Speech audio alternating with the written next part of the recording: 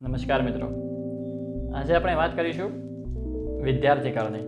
દરેકના જીવનમાં વિદ્યાર્થી કાળ આવ્યો જ હોય, પણ એમાં જે વિદ્યાર્થીઓ હોસ્ટેલમાં જઈને ભણ્યા હોય ને એમના આખા જીવનમાં એક અલગ જ યાદગાર મોમેન્ટ તરીકે રહી જાય. એમાં એક ના ભૂલાય એવી મેમરી હોય, એ ભાઈબંધો જોડે મસ્તીઓ કરી હોય.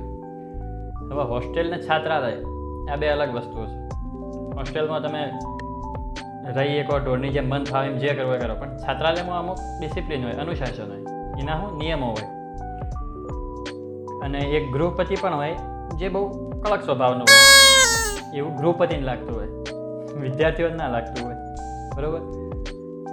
એટલે મેં મારા જીવનના 4 વર્ષ હોસ્ટેલનું પાણી પીધું છે,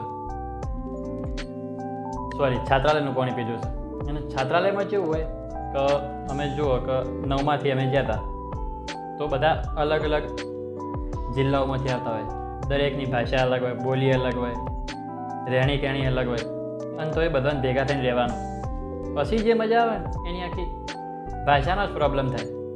અમારે એક છોકરો પહેલાં આવ્યો, અમારી જ બેસનો હતો. હવે એને જમવાનો બેલ પડ્યો, એટલે એને એના સિનિયરને પૂછ્યું ખરું બેલ હેનો? એને ખબર જ નથી, ફર્સ્ટ ડે હતો તો બેલ હેનો પડ્યો એમ. તો પેલો સિનિયર કહે જમવા જવાનું. પેલો કે હે ક્યાં જવાનું? પેલો કે જમવા જવાનું.